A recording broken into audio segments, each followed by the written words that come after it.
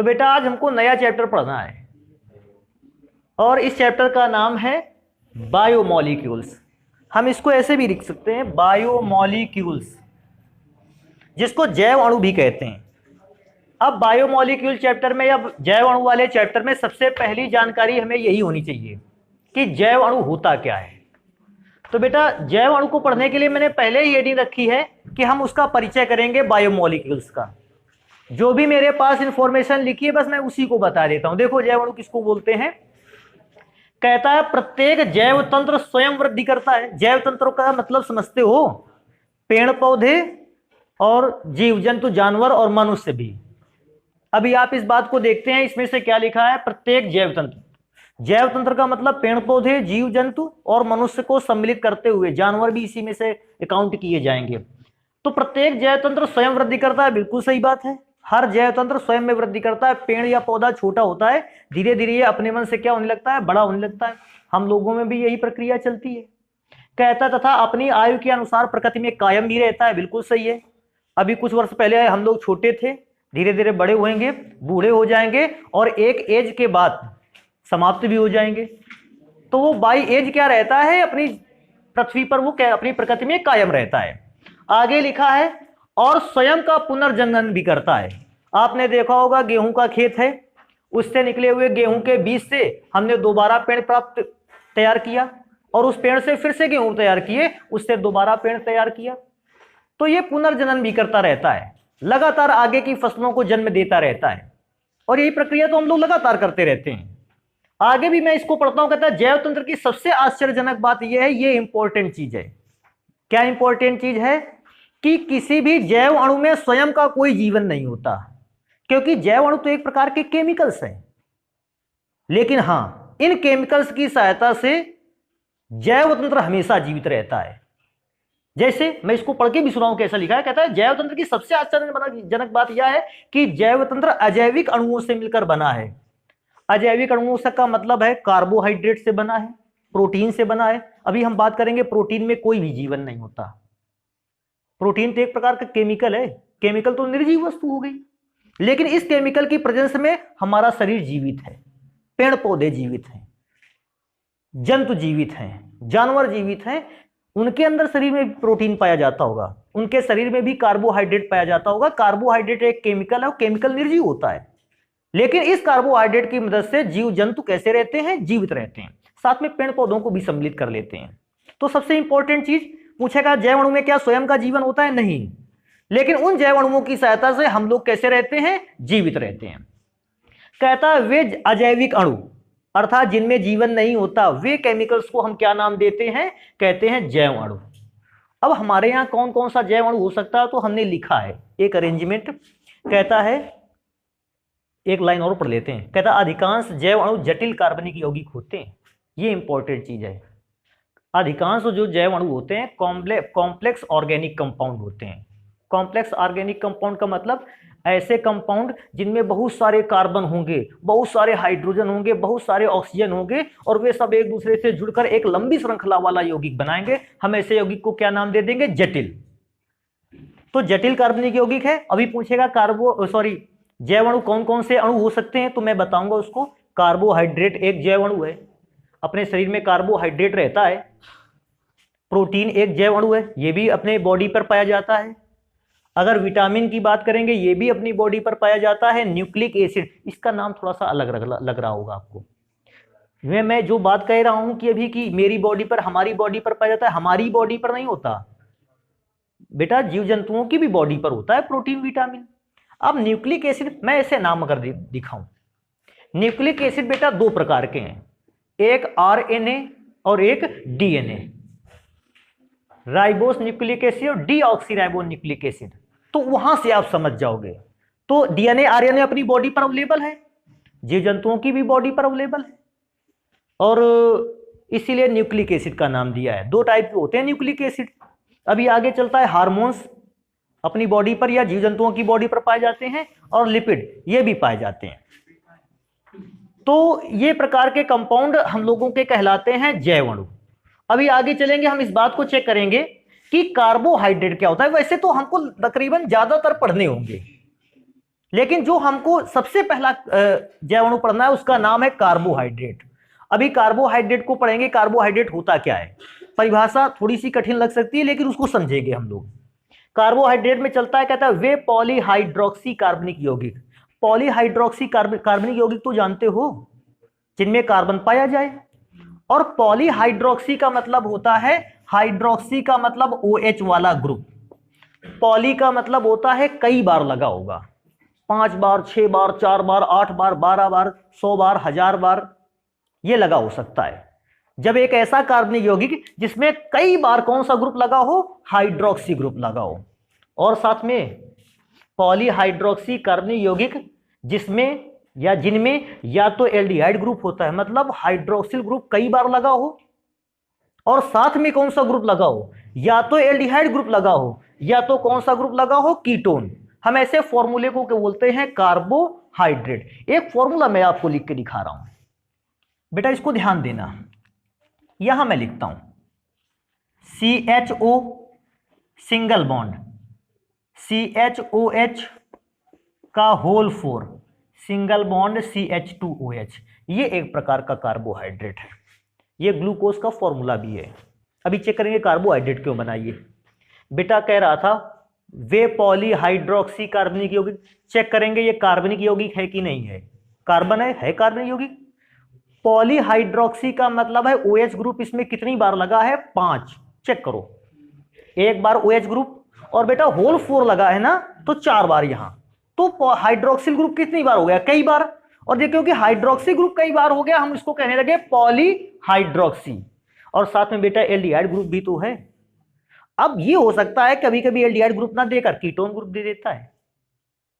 तो एक तो पॉलीहाइड्रोक्सी का मतलब कई बार OH होगा, कार्बनिक यौगिक होगा, और साथ में या तो एल्डिहाइड होगा, और या एल्डिहाइड ग्रुप नहीं होगा तो उसकी जगह पर कौन सा ग्रुप होगा, कीटोन ग्रुप होगा। अब कीटोन ग्रुप की बात क्यों नहीं बताएंगे, क्योंकि कीटोन वाला चैप्टर आप पढ़ चुके हो, वहां से पता कर सकते हो कीटोन क्या होता है। ऐसे कंपाउंड्स को हम क्या बोलते हैं, कार्बोहाइड्रेट। और कार्बोहाइड्रेट को जैसे ही हम जान गए कि पॉलीहाइड्रोक्सी एल्डिहाइड या कीटोन कंपाउंड होते हैं, हम तुरंत इसको देखना चाहेंगे कि इसके बारे में जो इंफॉर्मेशन निकल के आए उसको पढ़ लें। जैसे पहली इंफॉर्मेशन क्या है, कहता है विशेषताओं में से मैंने इंफॉर्मेशन को लिखा है, ये कार्बन, हाइड्रोजन और ऑक्सीजन से बने होते हैं। पहली चीज ध्यान रखना है, कोई पूछता है कार्बोहाइड्रेट कैसे बने होते हैं, तो आप बताओगे कार्बन, हाइड्रोजन और ऑक्सीजन से। दूसरा आता है, कहता है इनका सरलतम सूत्र क्या होता है। सरलतम सूत्र को मूलानुपाती सूत्र भी कहते हैं। तो मूलानुपाती सूत्र क्या बताता है कि जब भी हमें कार्बोहाइड्रेट मिलता है उसमें कार्बन, हाइड्रोजन और ऑक्सीजन का जो अनुपात है वो कितना है, 1/2/1 का।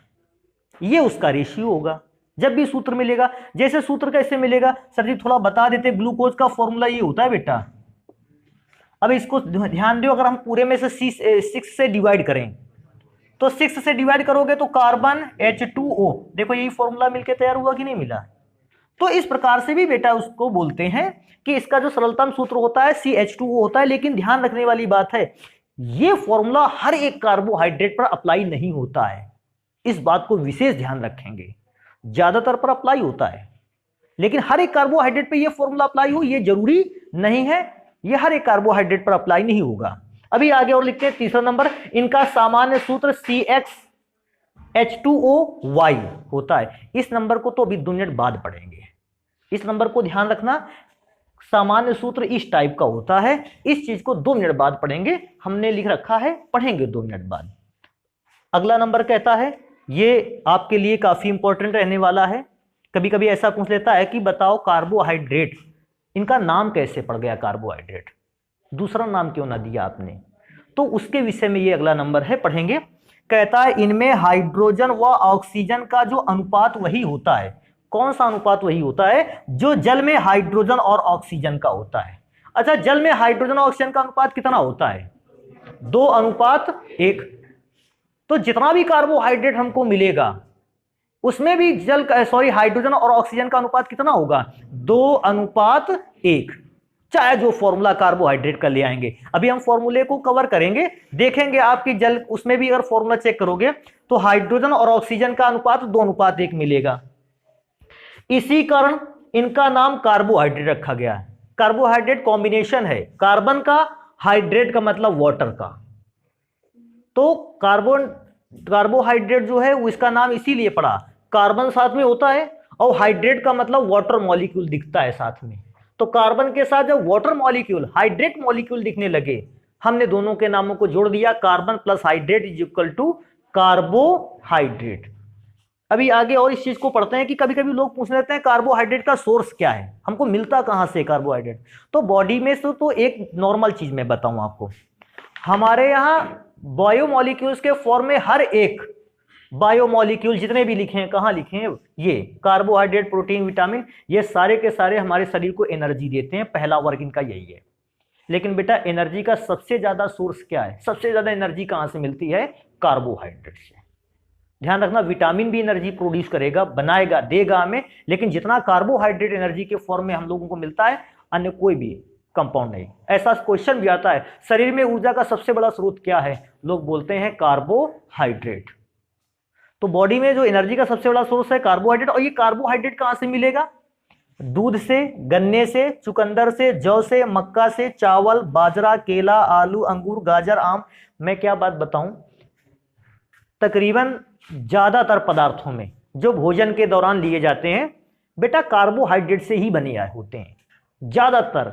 इसलिए इसमें एग्जाम्पल में भी बच्चा अपने मन से भी गेहूं वगैरह लिख के चला आ रहा है, कोई प्रॉब्लम नहीं है, वो कार्बोहाइड्रेट को शो ही करता है। ज्यादातर आपको जितने भी इंग्रेडिएंट मिलते हैं उनमें से सबसे ज्यादा कार्बोहाइड्रेट ही हमको मिलता है, और लगभग हर एक फल में या हर एक पदार्थ में, खाद्य में ज्यादातर। ये ध्यान रखना, बिल्कुल ये भी सोच लेना कि बिल्कुल 100% नहीं, लेकिन ज्यादातर चीजों में कार्बोहाइड्रेट हमको क्या होता है, मिलता है। तो एग्जाम्पल तो याद करने की जरूरत ही नहीं। नेक्स्ट नंबर आता है, कहता है उदाहरण क्या है, कार्बोहाइड्रेट का एग्जाम्पल कौन कौन सा दोगे। देखो कार्बोहाइड्रेट का पहला एग्जाम्पल ग्लूकोज, इसको एक नाम से और जानते हैं, रक्त शर्करा। ग्लूकोज को रक्त शर्करा भी कहते हैं। रक्त शर्करा नाम इसको जानते हो क्यों पड़ता है, क्योंकि यही बॉडी में घुल जाता है रक्त में, और रक्त में घुलकर ब्लड के अंदर शुगर की वैल्यू को कैसा बढ़ा देता है, ज्यादा कर देता है। और हम लोग कह रहे हैं डायबिटीज से ग्रसित हो गए। क्या है कि जब भी हम लोग कभी मीठा पदार्थ खाते हैं, हमारे बॉडी का फिल्टर सिस्टम जो है वो उस मीठे पदार्थ की कुछ मात्रा को मानव शरीर के रक्त में घोलता है, मीठे पदार्थ को, कार्बोहाइड्रेट को रक्त में घोलता है और बाकी का फिल्टर करके बाहर कर देता है। लेकिन कभी कभी क्या होता है, बॉडी का फिल्टर सिस्टम अच्छा काम नहीं करता है।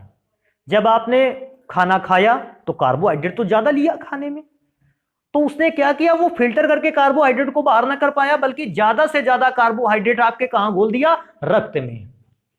और जैसे ही कार्बोहाइड्रेट रक्त में ज्यादा घुल गया, आप कहोगे हमें तो डायबिटीज हो गया है, या उस व्यक्ति को डायबिटीज हो गया है। तो डायबिटीज क्या होता है, रक्त में घुली हुई कार्बोहाइड्रेट की मात्रा, और ये एक नॉर्मल वैल्यू तक होती है कि आप इतनी वैल्यू से इतनी वैल्यू तक ठीक रहते हो, एक रेंज होती है।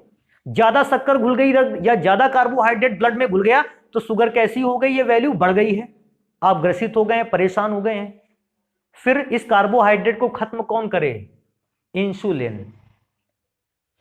तब या तो इंसुलिन का इंजेक्शन यूज करें, या अन्य कई टैबलेट्स वगैरह आती हैं जिनके माध्यम से आप रक्त में घुले हुई कार्बोहाइड्रेट को क्या करोगे, खत्म करोगे।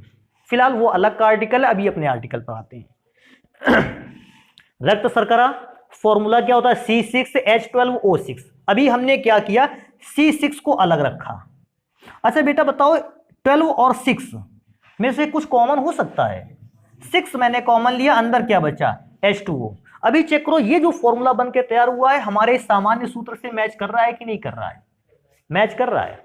CX की जगह पर यहां 6 लिखा है, और वहां जो Y लिखा था उसकी भी जगह पर यहां क्या है, 6 है। तो कार्बोहाइड्रेट का समझ गए।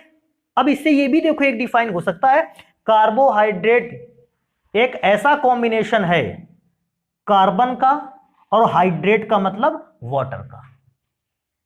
तो वाटर दिख रहा है आपको, तो ऐसे बना सकते हैं। नेक्स्ट नंबर चलेंगे, सुक्रोस या चीनी, शक्कर भी इसको कहते हो आप लोग। फॉर्मूला होता है C12H22O11। अब इसमें से C12 तो मैंने पहले से लिख रखा है। अभी चेक करेंगे H22 और O11 में से 11 को क्या किया, कॉमन, अंदर क्या बचेगा, H2O।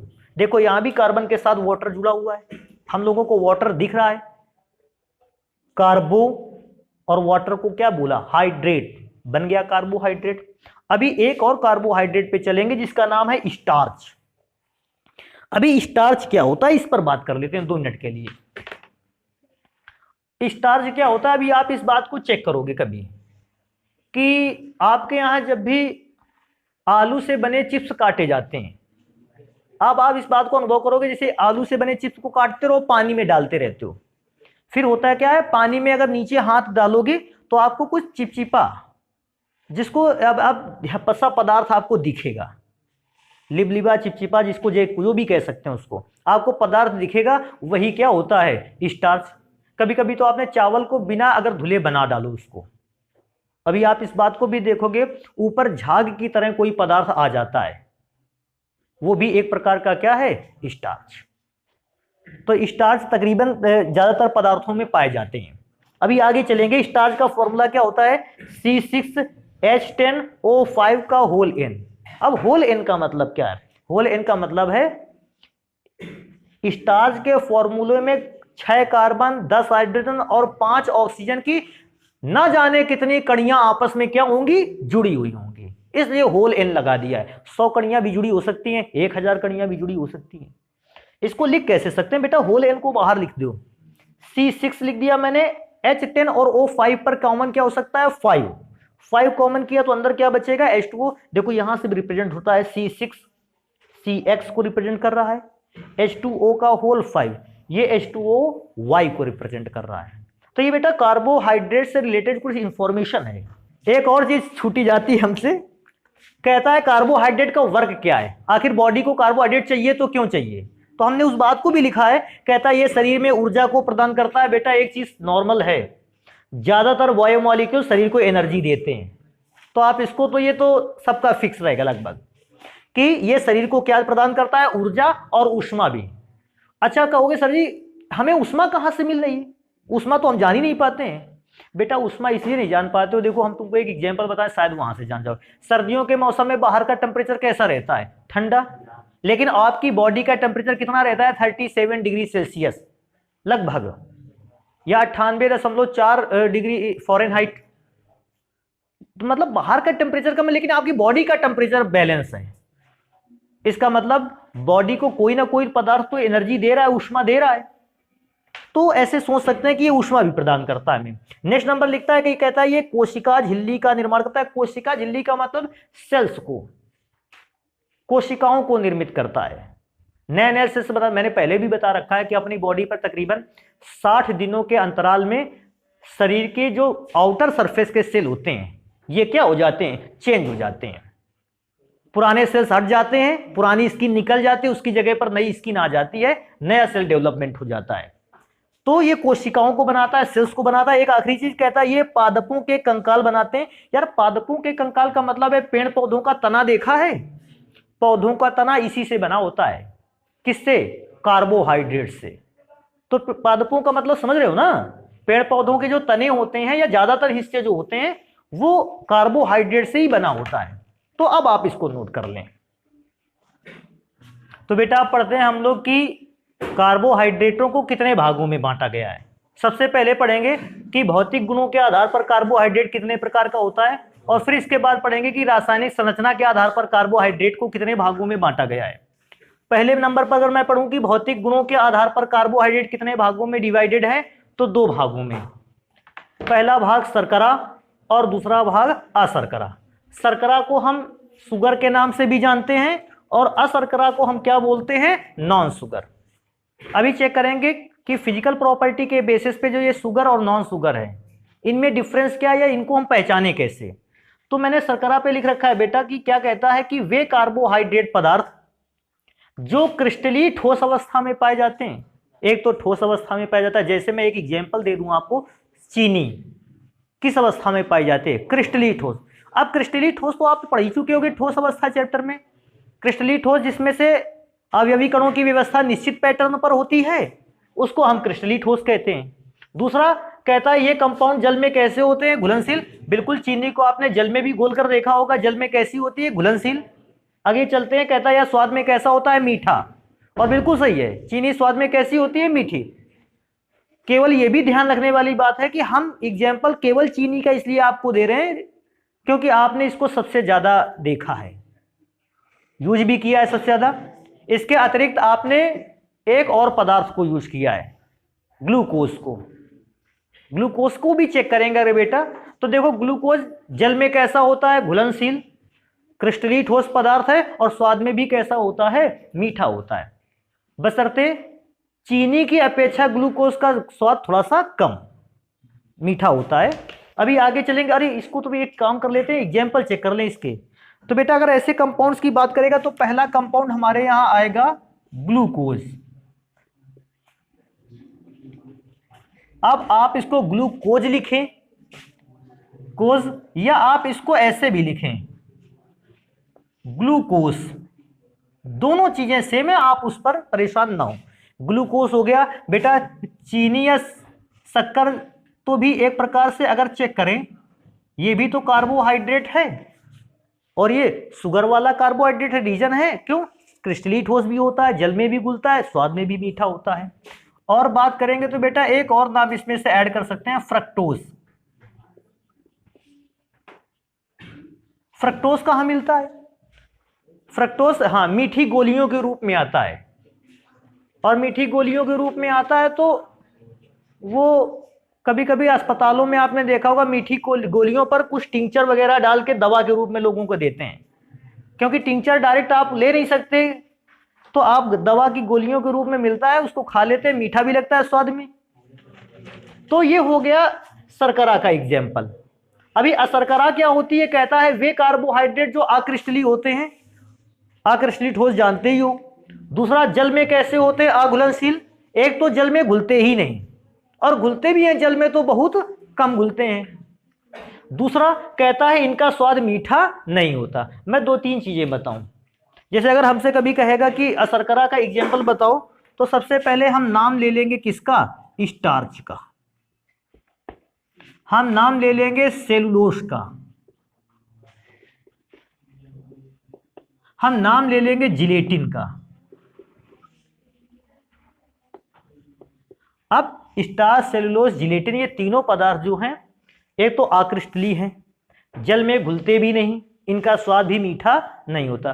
तो अभी देखो स्टार्च आलू में पाया जाता है, अभी आप इसको देखोगे ये स्वाद में कैसा? मीठा नहीं होता है।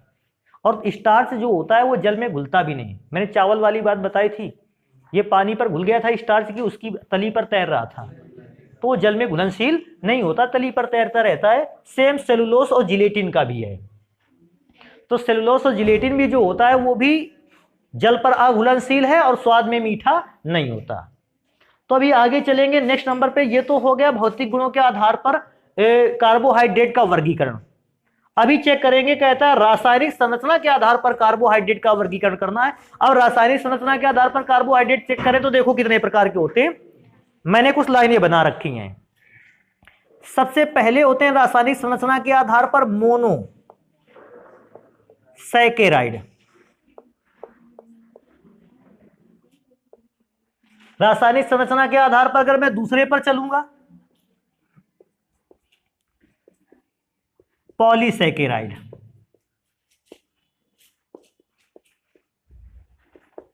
और बेटा मैं अगर एक और कार्बोहाइड्रेट को चेक करूं तो तीसरा होता है ओलिगोसैकेराइड। ओलिगोसैकेराइड,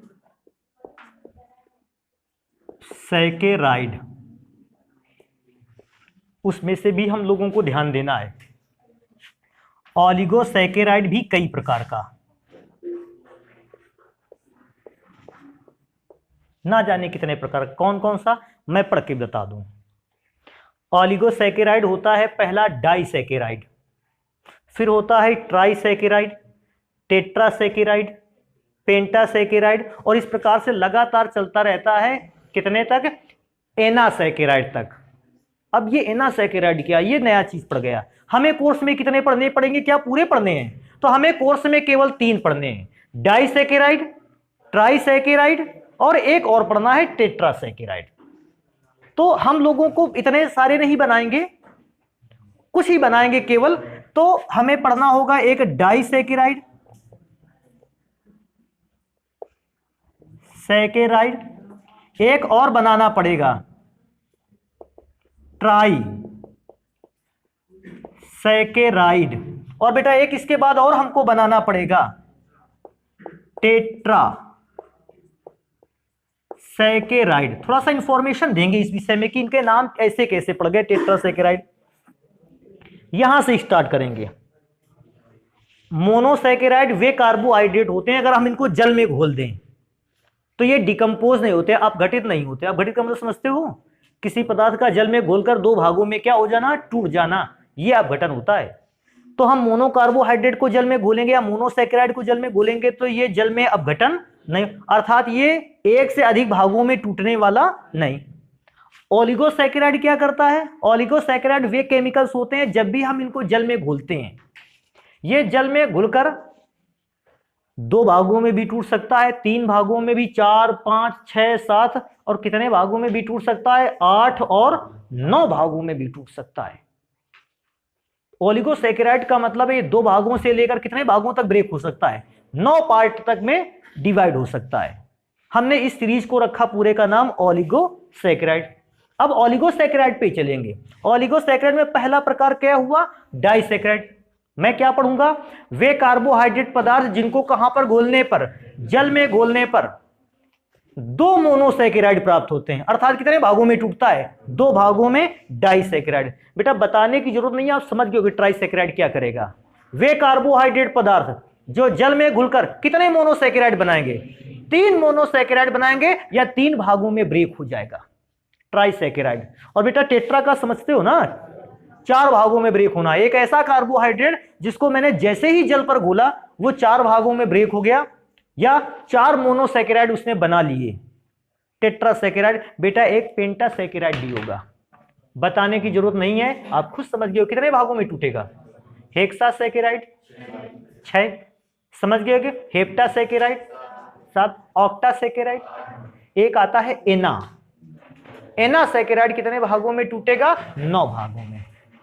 सोचो अगर 10 भागों में टूट जाता तो उसका नाम हम क्या रखते, डेका।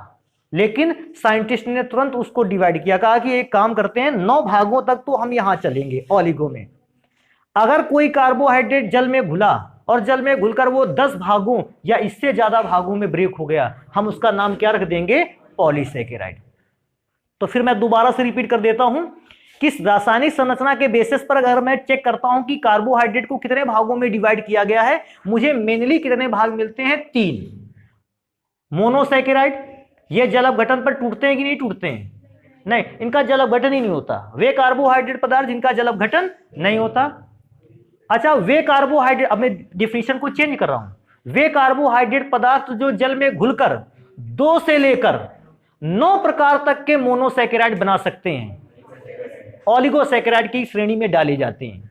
अभी लास्ट में चलेंगे एक कि वे कार्बोहाइड्रेट पदार्थ जिनको जल में घोलने पर 10 या इससे ज्यादा प्रकार के मोनोसैकेराइड बन जाते हैं, क्या नाम देंगे, पॉलीसैकेराइड। लेकिन अभी 2 से 9 वाली बात थोड़ी सी बाकी रह गई है, उसमें से होते बहुत सारे सैकेराइड। डाइसैकेराइड कितने भाग में मोनोसैकेराइड बनाएगा, 2। ट्राइसैकेराइड जल अपघटन पर 3 मोनोसैकेराइड बनाएगा। टेट्रासैकेराइड जल अपघटन पर 4 मोनोसैकेराइड बनाएगा। पेंटा 5 बनाएगा, हेक्सा 6 बनाएगा, हेप्टा 7 बनाएगा, ऑक्टा 8, एना 9 बना। लेकिन उसको पढ़ेंगे नहीं, अपने कोर्स पर जितना है उसी पर ध्यान देंगे हम लोग। तो कार्बोहाइड्रेट का वर्गीकरण जान गए, लेकिन अभी हम लोगों ने इन चीजों को पढ़ाने की, मोनोसैकेराइड कहे किसको, परिभाषा तो जान गए हम लोग, लेकिन उसको एग्जाम्पल के साथ पढ़ते हैं। तो एक काम करेंगे, इसको नोट करेंगे आप, फिर इसको चेक करते हैं पढ़ना। अच्छा ये बताओ, गन्ना का पेड़ जो होता है वो शुरुआत में मीठा नहीं होता, तुमको ऐसा पता होगा है, लेकिन कुछ दिनों के बाद जैसे ही वो अपने एक निश्चित एज पर आता है फिर उसका स्वाद मीठा हो जाता है। अच्छा ये बता सकते हो कि स्वाद मीठा नहीं था तो उसमें किस प्रकार की शर्करा थी, नॉन शुगर की शुगर, नॉन शुगर थी। और फिर धीरे धीरे उसका अपघटन हुआ। अपघटन का मतलब पानी लगाया, जल अंदर पहुंचा, जल अपघटन हुआ, पदार्थ कई भागों में टूटा। और बस इतनी बात पूछेंगे, वो जो नॉन शुगर शर्करा थी वो शुगर शर्करा में ब्रेक हुई कि नॉन शुगर में ब्रेक हुई, शुगर शर्करा में ब्रेक हुई, इसलिए अब गन्ने का स्वाद कैसा हो गया है। एक और क्वेश्चन, आलू का स्वाद, जब ताजी आलू होती है उसका मीठा नहीं होता, लेकिन कभी देखते हो जब बहुत दिनों तक रखी रहती है उसका स्वाद कैसा होता है। इसका मतलब वो जो नॉन शुगर है वो डिकम्पोज हुई है, ब्रेक हुई है शुगर में, इसलिए उसका स्वाद अब हल्का सा कैसा हो गया है, मीठा। यही एक काम और होता है, रोटी अब जब खाते हो और उसको काफी देर तक चबाओगे तो हमारे लार में भी एक पदार्थ होता है टाइलिन। ये जो कार्बोहाइड्रेट का एक और नाम है मंड, जिसका अदर लैंग्वेजेस पे मांड भी कहते हैं उसको। वो हमारा जो होता है वो शक्कर में चेंज होने लगता है। तो मांड कैसा है पदार्थ है, नॉन शुगर, और शक्कर कैसा पदार्थ है, शुगर। तो नॉन शुगर से शुगर में चेंज होगा, रोटी कुछ देर तक चबाने पर कैसी लगने लगेगी, मीठी लगने लगेगी हम लोगों को। तो ये ऐसे कुछ एग्जाम्पल हैं जिससे आप ये जान सकते हो कि नॉन शुगर शर्करा जो है वो डिकम्पोज होकर काहे में चेंज हो जाती है, शुगर वाली शर्करा पर। तो बेटा अभी स्टार्ट करते हैं पढ़ना कि मोनोसैकेराइड और ओलिगोसैकेराइड या पॉलीसैकेराइड कार्बोहाइड्रेट होते क्या हैं। तो मैंने सबसे पहले लिख रखा है कि मोनोसैकेराइड कार्बोहाइड्रेट क्या है। लिखेंगे क्या, बताएंगे इसके विषय में कि वे कार्बोहाइड्रेट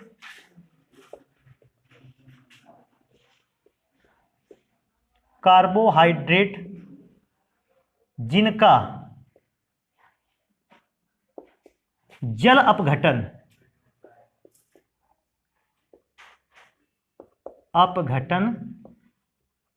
नहीं होता या नहीं कराया जा सकता,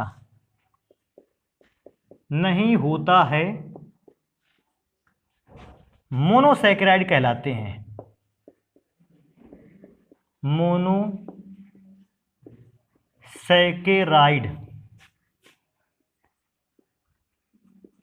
कहलाते हैं। अगर बेटा हमसे इसका एग्जाम्पल ही पूछेगा कि मोनोसैकेराइड की एग्जाम्पल सर बता दीजिए, तो बड़ा आसान सा है। मैं सबसे पहला नाम दूंगा ग्लूकोज को। ग्लूकोज को अगर आप जल में घोल देते हैं तो ये डिकम्पोज नहीं होता, ब्रेक नहीं होता। ये ग्लूकोज कभी भी अगर देखा जाएगा अपघटन नहीं करेगा, जल में घुल जाएगा, अपघटन नहीं होगा। अगर दूसरे की बात आएगी तो हम बेटा दूसरा नाम देने वाले हैं फ्रक्टोज। फ्रक्टोज या फ्रक्टोज सेम चीज है, ये भी जल में घुलकर अपघटित नहीं होता है। और एक और नाम बेटा देंगे गैलेक्टोज। गैलेक्टोज ये भी एक प्रकार का बेटा कार्बोहाइड्रेट है, और कार्बोहाइड्रेट ऐसा है कि ये भी जल में घुलकर अपघटित नहीं होता। ये ध्यान रखने वाली बात है, जल में घुलता है, जल में अपघटित होकर दो भागों में टूटता नहीं है। घुलने वाली बात अलग है, ब्रेक होना बात अलग हो गई। तो जल में घुलेगा, ग्लूकोज भी घुलेगा, फ्रक्टोज भी घुलता है, कम घुलता है लेकिन घुलेगा। लेकिन ये जल में घुलने के बाद दो भागों या तीन भागों में ब्रेक होने वाले नहीं है। हम अगर इसका रिएक्शन भी लिख के दिखाने के लिए कोई हमसे कहे तो हम देखो रिएक्शन कैसे लिखेंगे। ग्लूकोज या फ्रक्टोज या गैलेक्टोज तीनों का फॉर्मूला सेम। हमने इसका क्या कराया, जल अपघटन। अब कहोगे सर जी जल अपघटन होता नहीं है, तो रिएक्शन किस बात की, तो रिएक्शन इस बात की कि हम इसको यहां लिख देंगे नो RXN। किसी भी प्रकार की रिएक्शन नहीं होगी, अपघटन वाली तो बिल्कुल नहीं होगी। तो जल में घुलेगा लेकिन जल में अपघटित नहीं होगा, कई भागों में नहीं टूटेगा। तो ये हो गया बेटा मोनोसैकेराइड का। अभी चेक करेंगे नेक्स्ट नंबर ओलिगोसैकेराइड के लिए। ओलिगोसैकेराइड।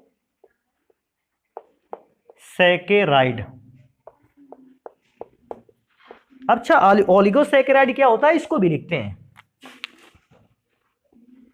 वे कार्बोहाइड्रेट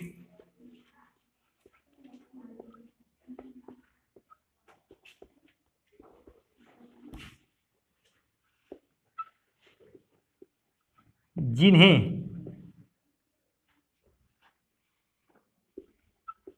जल द्वारा अपघटित कराने पर, जल द्वारा अपघटित कराने पर 2 से लेकर 9 प्रकार 9 प्रकार तक के मोनोसैकेराइड, ये भी ध्यान रखने वाली बात है, 9 प्रकार तक के सैकेराइड मत बोलना, इसको कैसे बोलेंगे? 9 प्रकार तक के कौन से सैकेराइड? मोनोसैकेराइड, जो अभी हमने पढ़े हैं। अभी सोचो, अभी एक सोचने वाली बात क्या है, हमने अगर सैकेराइड केवल लिख दिया होता तो क्या होता? ये कंपाउंड जल में घुलकर 9 प्रकार के सैकेराइड में टूटता और वे 9 प्रकार के सैकेराइड और भागों में टूटते, तो वो तो गड़बड़ हो जाता ना। तो जो भी 2 से लेकर 9 प्रकार के सैकेराइड मिलेंगे वो सारे के सारे कैसे होंगे? मोनोसैकेराइड। अब वे अपघटित नहीं होंगे। मोनो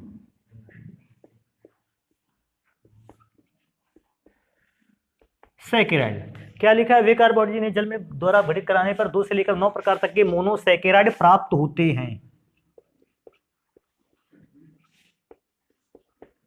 प्राप्त होते हैं, ऑलिगोसैकेराइड कहलाते हैं।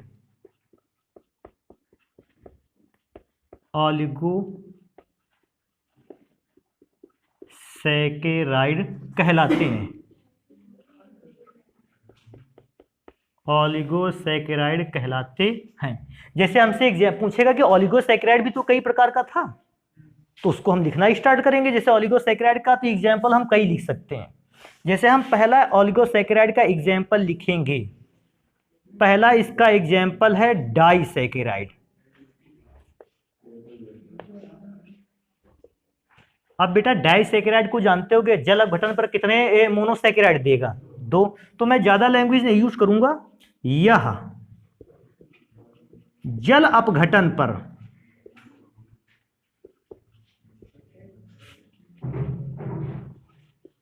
दो मोनोसैकेराइड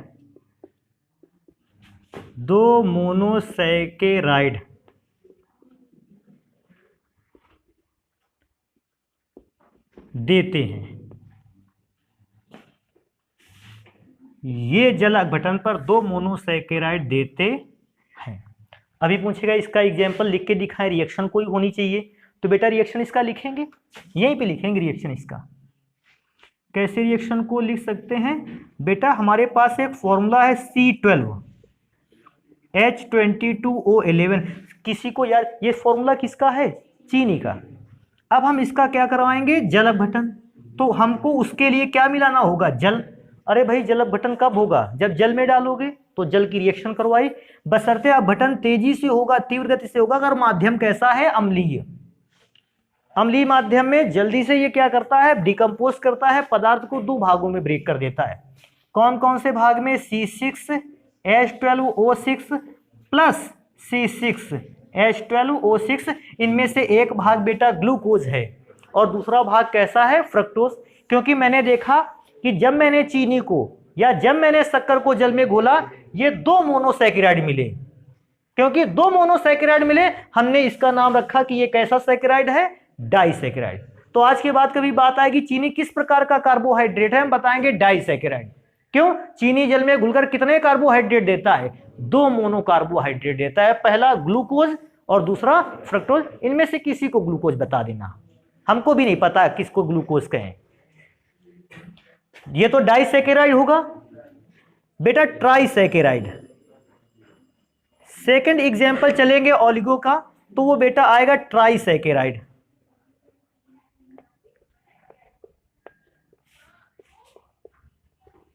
ट्राइसैकेराइड।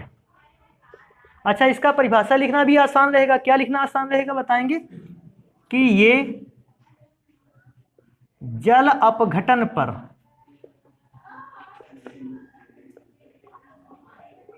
कितने मोनोसैकेराइड देते हैं? 3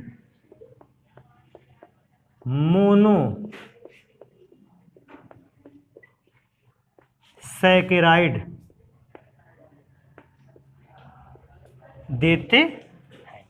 और बेटा अगर हमसे कहेगा कि इसकी रिएक्शन हम क्या लिखें, तो इसका रिएक्शन भी देखो हम लोग बेटा लिखते हैं। इसका रिएक्शन होता है रेफिनोस। एक तो एग्जांपल सबसे पहले चेक करेंगे,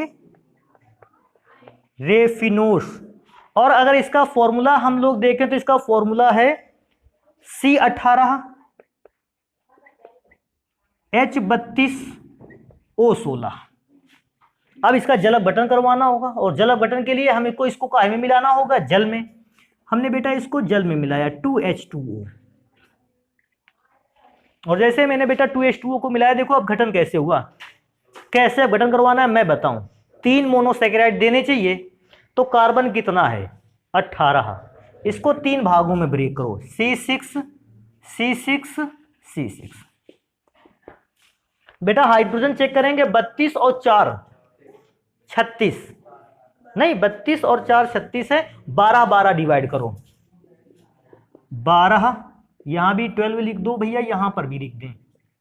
और बेटा लास्ट में ऑक्सीजन चेक करोगे, 16 और 2 18। इसको कितना कितना डिवाइड किया जाए, 6 और 6 पर डिवाइड कर दें, 6O6 एंड O6। बेटा इनमें से एक कोई ग्लूकोज होगा, इनमें से कोई दूसरा फ्रक्टोज होगा, और कोई एक जो तीसरा बचेगा वो होगा गैलेक्टोज। ग्लूकोज, फ्रक्टोज, और तीसरा वाला क्या हो जाएगा, गैलेक्टोज।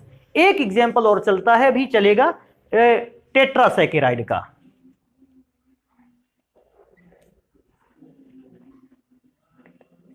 टेट्रासैकेराइड हम क्या लिखेंगे, ये जल अपघटन पर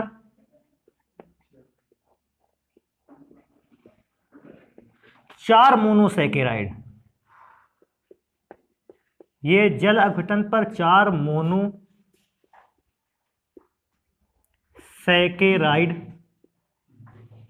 देते हैं।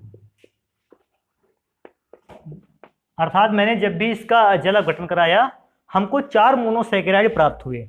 अगर इसका एग्जाम्पल लिखने की बात होगी तो इसका फॉर्मूला होता है C24H42O21, C24H42O21। और इसका जल अपघटन कराएंगे तो भैया इसको भी जल में घोलना पड़ेगा, इसको 3H2O के साथ। और ये जरूर लिख लेना बेटा, अम्लीय माध्यम पर हो रहा है ये सारी रिएक्शन। और बेटा अम्लीय रिएक्शन पर होगी माध्यम पे, तो आप देखो मैं अलग अलग नहीं लिख रहा, अब काफी नंबर मुझे लिखने पड़ते हैं। अभी चेक करोगे, 24 कार्बन, इसको फिक्स कर लिया, 42 और 6 48 हाइड्रोजन, ऑक्सीजन 21 और 1 22, 21 और 3 24। इसमें से अगर हम 4 कॉमन कर लें तो C6H12O6। अभी आप चाहे यही फॉर्मूला 4 बार लिखते चले जाओ तो आपको 4 मोनोसेकेराइड मिल जाएंगे, और या फिर आप उसमें से 4 को आगे कर लो, C6H12O6 मिल जाएगा। तो ये हो गया बेटा टेट्रासेकेराइड। नाम इसका क्या होता है, इसका नाम है स्टैचियोस।